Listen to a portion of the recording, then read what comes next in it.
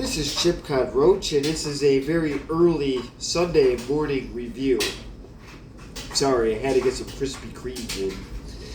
Well, I see I have a guest. Skip is here to join me for this wonderful movie. As you can tell, I got on my golf hat. We're breaking into the summer movies, so I've decided to bust right in and do a classic. Caddy Shack. One of my favorites. Oh, yay. And this is starring the great Will Ferrell, the wonderful Seth Rogen. We're both in here? They're both in here. Ew. Along with, let me think of some, Ryan Reynolds. Seriously? Yes. And, let me think, hold on, there's a couple others, and I am forgetting here. Oh, yes, Paul Rudd. Let's see. Let me think of some other. Oh yes, and Robert Riggle. That's right. Robert Riggle is in this. Who's that? Directed by Robert Riggle. You don't know Robert Riggle? Sometimes he's on Fox NFL Sports. I think he was on. Oh, well, that explains a lot. I don't watch sports. Yeah, he was a comedian on that. He was also in. He was in The Internship. He had a role in there. Oh, and let's see. Let's get to the directors now. The great John Hamburg. Written by Seth Rogen. And also written by Dylan McBride. Oh, I am so sorry. I'm just so used to doing mediocre movies. I forgot. This movie does not have below par or mediocre talent. This movie is loaded with talent. I am so sorry, folks. No, these are actual comedians, not these fake clowns we have today. This movie stars the great Chevy Chase, the great late Rodney Dangerfield, the underrated great Ted Knight. Wait, so you just lied about all the other stuff? It just slipped my mind. Oh, I don't my. know, I'm just so used to doing movies that were bad and had bad actors and really bad jokes. This is great. Now I forgot where I left off. I think I said the great underrated Ted Knight. Mm-hmm. And yes, the legendary Bill Murray is in this. Along with co-starring Michael O'Keefe. And I believe his name is Anthony McCombie. He's the co-star to this. They're both going for a scholarship, the two kids. And then Brian Doyle Murray, who of course is Bill Murray's brother, he also co-stars in this as Lou. So getting to this premise here, Danny Noonan, played by Michael O'Keefe, is trying to get a golf or just a scholarship. He's trying to go to college, like most kids do. The way to do it in this is trying to get somebody to help pay for it. He tries to do Ty Webb, which is played by Chevy Chase. Chevy Chase seems like a nice guy in this movie, but he's not. He's not going to give away his money. He's just not. In real life, he's not a real nice guy either, but I love him anyways. He's hilarious. So he has to suck up to Judge Smails, which is played by, once again, the great Ted Knight. And he has to suck up to this guy to help kind of get a scholarship. And he has to go through several obstacles to get that. Not just winning the tournament, he has to kiss his butt, which is not the easiest thing to do. He's not the most likable character in this movie, but somehow he still makes you laugh anyway. And Rodney Dangerfield comes into this. He's kind of the what do you call it? Construction guy. He's destroying things. He's rich, but he's fun. He goes into Bushwood, and he likes to mess with Judge Smails. It's a terrific movie. This is a classic. It's nothing like the stupid movies that I've been doing, like Zack and Miri, I Love You, Man. And what was that garbage that I did the other day? Oh, Pineapple Express. So, And again, I'm busting into the summer golfing movies, and this one is perfect. The little details in this movie is great too, because this is caddies. They're in Bushwood Country Club. They want to keep it neat and tidy. And Lou, played by Bill Murray's brother, is pretty much the little details in this movie when they yell at people to pick things off the floor. These are things that I can relate to working at a grocery store, because they would constantly have me do that. So people that argue with me and say they can't relate to this movie is bull honky, because they can. They just don't understand it because they're wrapped into their own world-loving office space. Bull honky, yes. So I'm going to show the first picture here. Oh yes, and there's also a gopher that likes to destroy the golf course as well. And that makes Judge Smails nuts too. So, I mean, there's a lot of stuff going on in this movie. And it's really cool. I cannot wait to do a review on this. Let me show you the first picture here.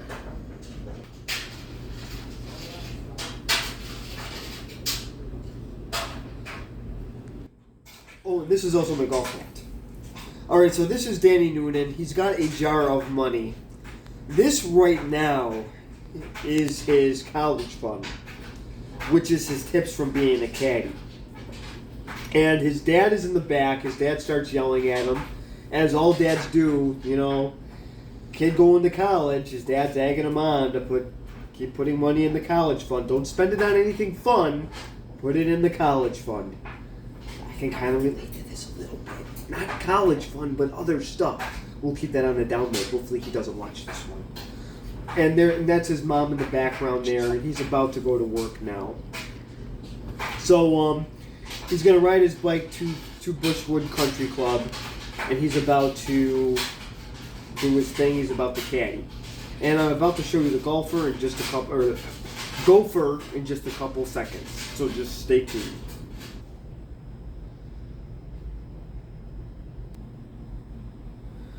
Oh, one more thing before I explain this picture going on here, which is Ty Webb and Danny, is this was also directed by the late great Harold Ramis as well. We all know him from Ghostbusters and Stripes. So anyways, in this picture, like I explained, he's trying to hint to Ty Webb that he cannot afford college. And Ty Webb just says, well, I own a couple lumber yards. As I would like to quote George W. Bush, got me wood. So really he doesn't give him any of his money, but he tries to inspire Danny by telling him to blindfold himself when he's putting, and you know, he does all that goofy stuff, the dry humor that Chevy Chase has, which makes you laugh. But yeah, he's not getting any money out of Ty. So now I'm going to show you the wonderful gopher that is driving Judge Smails nuts. So I'm going to show you that in just a second.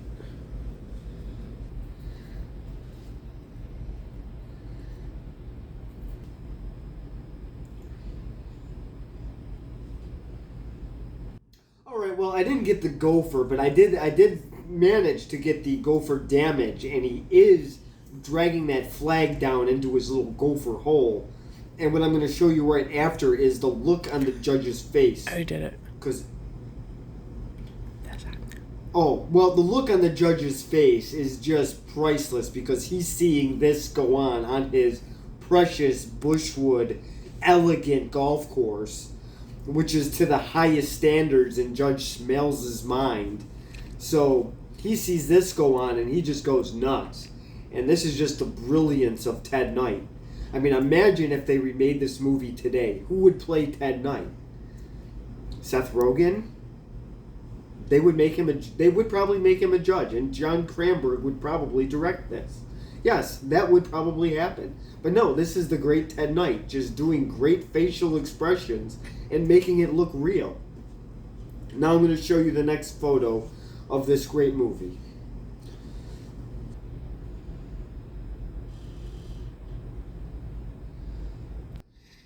And this is Lou. This is he manages the caddies. He keeps track of who they caddy for.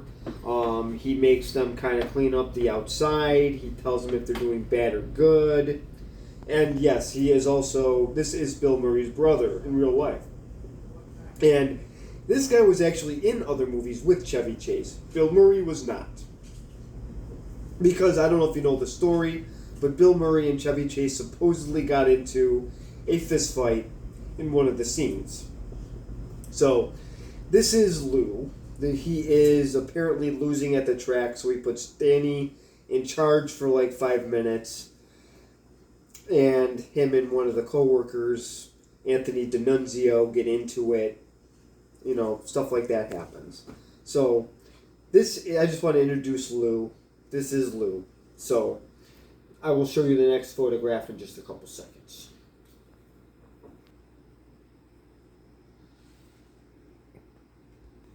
Okay, so I'm just introducing the characters. This is D'Annunzio to the middle there, and he is caddying for the Havoc camps, I believe. They're not really known for anything in this movie, but it shows what a headache they are because this is an elderly couple. They're not hitting the ball far. They're pretty much playing like the, King of England right now, who can't even manage to handle a pen.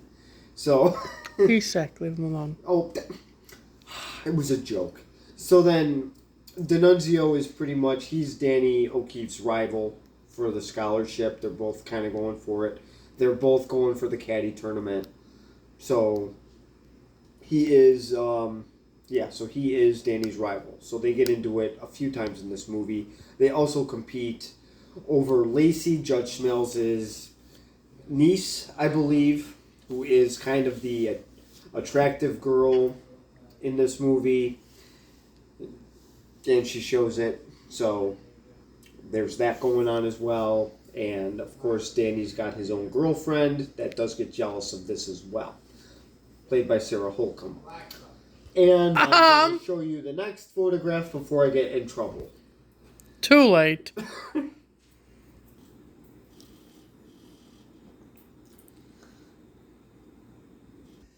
Okay, this annoying character in this movie is Dr. Beeper. Who plays him, I honestly forgot. It's irrelevant because he doesn't even have a picture. But, I gotta tell you, he is better than today's talent. If they remade this movie today, who would play him? Probably Robert Riggle, and he would make some stupid comment every time the beeper goes off. So, this is annoying Dr. Beeper. He plays with Judge Smails, and he also plays with the bishop as well. And they all have a game together, and his beeper goes off constantly, and he keeps saying, I'm a doctor and I'm playing golf now. Kind of like the medical field today. You can never get a hold of them when you need to. And they're stupid anyways, just like he is. Okay, I'm going to show you the next picture.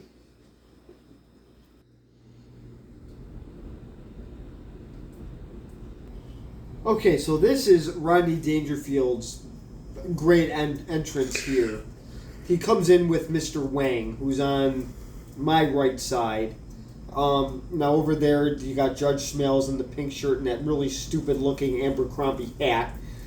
And then you have Spaulding to his left, which is his grandson or nephew. I think it's his grandson.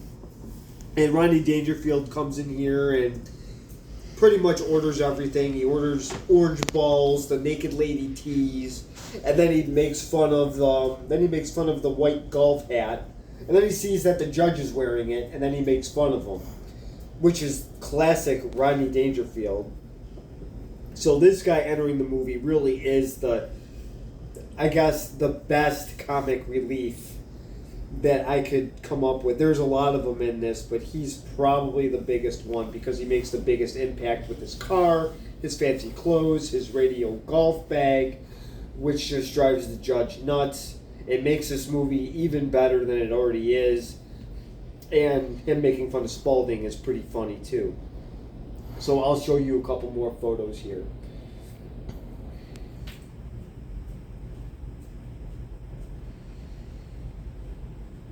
Okay, so this is a picture of the gopher that is tearing up the golf course and making Judge Smails nuts. So the gopher is adding on to Rodney Dangerfield or Cervix parade, pretty much. So what they do is they get Bill Murray, which is his character's name is Carl. He's the greenskeeper. He's trying to kill the gopher. So I will show you a picture of him in just a second, so stay tuned. You want to see this.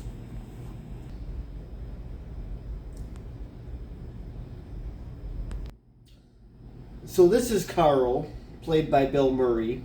So he is trying to kill the gopher. He makes little comments calling him Vermin Kong. He's going to be replaced by the rat.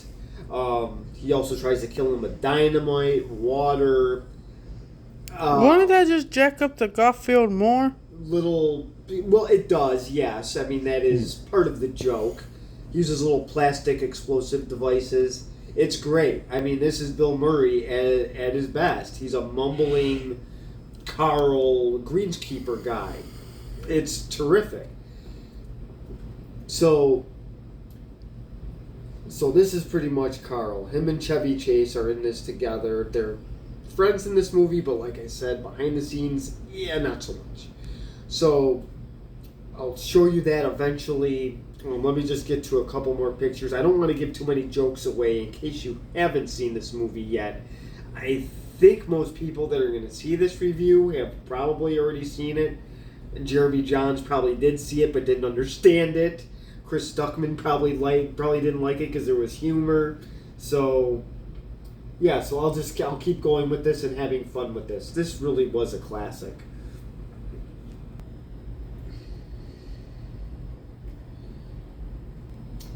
So this part is kind of hilarious too. This is the 35th annual Caddy Day tournament, and this is Danny Noonan and Anthony D'Annunzio playing in the tournament. I actually, now that I think of it, there's a third competitor here that they don't show. But as you can see, the trophies, they're not exactly big. They're actually very tiny. So Bushwood is a very cheap place to work, apparently. So this will help. The winner of this, it will help with their scholarship. It doesn't.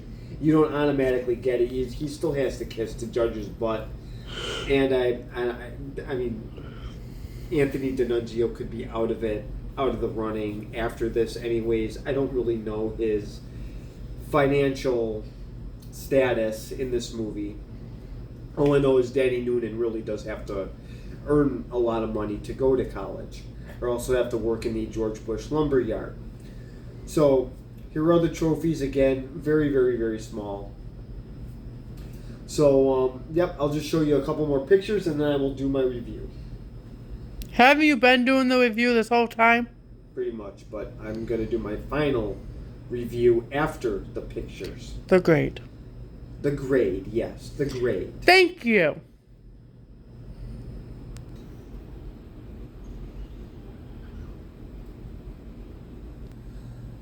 Okay, so this is the famous pool scene. What I want to get before I explain if this is a turd or is it a candy bar, I'll tell you in a minute. So this is the pool scene here. The caddies have, let me tell you, this is where working in a place like this is great. They give you a pool day. It's for 15 minutes only. It is a typical country club thing to do. So anyways, going on to this scene before my foot gets almost clawed off by my cat, is this is the famous candy bar scene. And yes, that girl thinks it's a piece of dookie. So no, it is. So no, it is not the. No, it's not that. It is a candy bar. Carl drains the pool. He disinfects it. And then he shows the judge's wife what it is, and then he takes a bite out of it.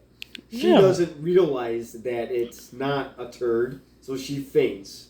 She's the old bat in this movie that has no sense of humor, so it is once again hilarious.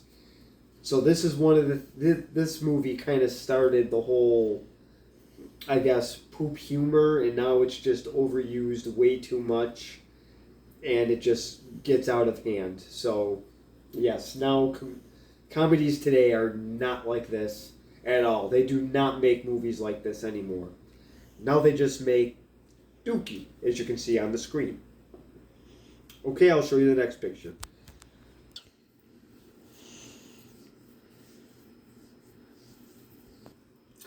So after Danny had to mow his lawn, then he could join Judge Smails at his snooty yacht club with the rest of the yuppies. So after the judge gives a very corny speech that made me laugh, that Sir Vic, played by Rodney Dangerfield, found his little dinky boat, and Rodney Dangerfield has a very big boat, and he decided to, well, as you can see from the picture, wreck the judge's boat. And everything else in the path. He wrecked a few jet skis, almost got hit by a plane. Made somebody jump off their boat because they hit it. A poor fisherman, and then another guy on a smaller boat, and his eyes bulged out. Yeah, it was quite a good time. You forgot the people that fell off the big boat. Oh yes, and then the party off the big boat. That party was crashed. Literally. Yes. Okay, so obviously the judge is not having a good time. His pants look a little wet too. We might want to dry those.